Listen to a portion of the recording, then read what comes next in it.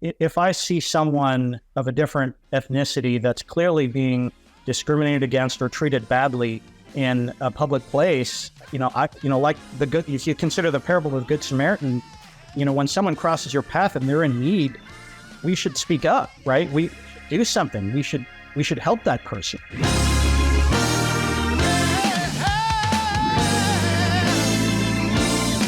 Why do you think Christians should care about this case and the conversation around affirmative action overall?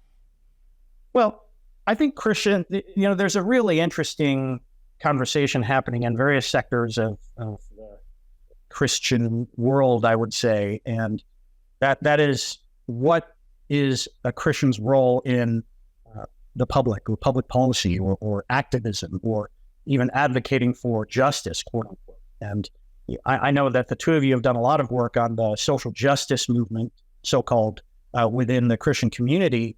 And I do think that it's important to recognize that, I had seen an Asian pastor that was lamenting the SFFA decision at the Supreme Court. And, in my mind, I'm like, boy, this is actually a affirmation of biblical justice. And, Leviticus 19:15 says, "You shall do no injustice in court. You shall not be partial to the poor or defer to the great, but in righteousness shall you judge your neighbor."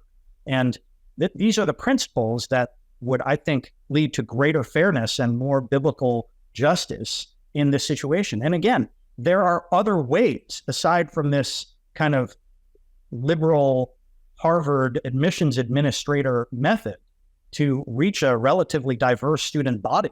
And I'm not, again, as someone who has really loved the concept of diversity and diverse viewpoints and diverse backgrounds throughout his life, I think that some of those methods could be quite effective and quite positive, depending on how it's implemented. Unfortunately, it just seems like they're retrenching, that they're just going to dig in and just really figure out how they can get around it is my initial impression. So good. One of the things that immediately makes me think about is that injustice is injustice. And so when, and I'll just take my personal social media feed and things like that, when people are advocating and saying now Black people won't be able to X, won't be able to get in school, won't be able to get jobs, won't be able, like, whatever their belief is, that this ruling, how it will impact them, it's almost as if the conversation is like, well, we're not talking like Asian. We're not talking about Asians. So whatever happens to Asians that's what happens to Asians, but don't mess up what's good for me.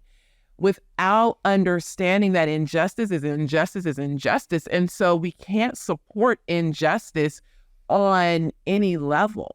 So I can't, while something might be working for me, if that thing that's working for me is a direct injustice to somebody else, that thing isn't really working for me. Yeah. And I think that, I think about some of these examples. If I see someone of a different ethnicity that's clearly being discriminated against or treated badly in a public place, if you consider the parable of the Good Samaritan, when someone crosses your path and they're in need, we should speak up, right? We should do something. We should help that person. And, I think that is an important factor when you consider, to your point, Monique, that's exactly right. It shouldn't matter. It shouldn't only be one subset of people. It should be all peoples that are treated with any type of injustice. And that was the point that I made in my article, actually. It's just like there was all this talk of social justice, but we have to consider what is social justice. And again, my preferred term is biblical justice in this situation. And I cited a number of verses and biblical concepts that I believe it's clear that this Harvard case should, even 5 years ago, I said, I hope that this Harvard case goes down and that the Harvard admissions process is overturned by the Supreme Court. And I was really rejoicing in that sense when that actually happened. Yeah, we prefer the word biblical justice too. We generally avoid social justice. I know that's like the hip term, but it's a little confusing.